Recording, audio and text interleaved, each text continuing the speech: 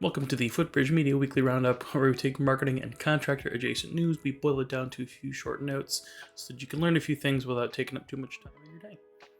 So let's take a look here. This is the weekly roundup for today, October the 19th. We are talking firstly here about search engine land, an article from the legendary Barry Schwartz. Google search officially stops indented results. So you may have noticed before, if you had multiple instances of a single website on a SERP, on a search engine results page, they would gather those. You'd put one at the top and have a second or third one indented below it.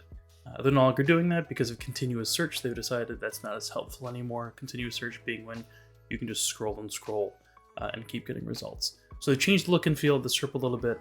Instead of having that indent, which you can see in the screenshot there, now they just redistributed those like they were before. So in this instance, you may have had of the top position or number 2 position had been indented and had an additional position before under it.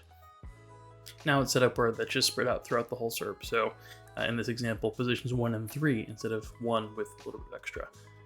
So who's to know what this will look like in the future? I think that the indent looked nice. It gave you something a little bit of a different review look, but now also it looks like you have a lot of dominance in the SERP. So we'll see ultimately what that'll result in. So this article from Forbes, talking about the benefits and risks of automated social media posting from Rebecca Kowalowitz. Basically going over what you think the pros and cons of an automated system would be. The good things being these types of tools are really good at figuring out posting times, helping you to post when maybe you don't have the time to do it. But on the bad side of things, like with most of these tools, it doesn't replace real-time results. It doesn't replace posting things in a timely or sporadic nature, and it can feel kind of not human. It can feel kind of inauthentic when you have just the machine posting over and over again or reposting content instead of posting something that might be timely. So these types of tools can be great, but they're tools. They're not meant to replace an expert in that industry helping to guide the way. So this I saw in a couple different spots and a couple blogs and social media posts from the Associated Builders and Contractors and the Associated General Contractors of America. It has been Construction Inclusion Week this week. So everyone's been posting videos, webinars, online guides and curriculums. To take a quote directly from the organization, Construction Inclusion Week aims to build awareness of the need to improve diversity and inclusion in the construction industry by providing content and resources. So if we're in the midst of it now, feel free to check out their website for some more information. And this I've seen in multiple spots in regional BBB publications. This post is an older one that I took from their national. Basically, the headline here is October is National Cybersecurity Awareness Month. So at the end of the day, watch yourself online. Don't click strange links. Take a look if you got an email that seems kind of suspect.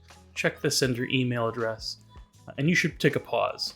Anytime you've got to break out your password manager or break out your wallet online, take a look around. Make sure that everything looks appropriate, that you're not being swindled. So again, from Search Engine Land here, this is an interesting one from Julia McCoy. Does Google's helpful content update penalize AI content? So they took a look in this at some of the documentation for the helpful content update.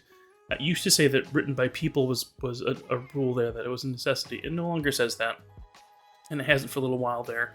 The more interesting thing here is that Julia then goes and cites multiple articles. And the examples here were in the financial space, articles that perform really well in Google search and that have a disclaimer that they're written by AI-generated content, but with the help of manual editing.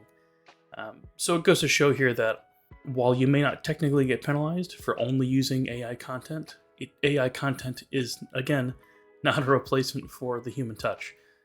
Someone's got to go through and modify, edit, review that content, make sure it's correct, and humanize it.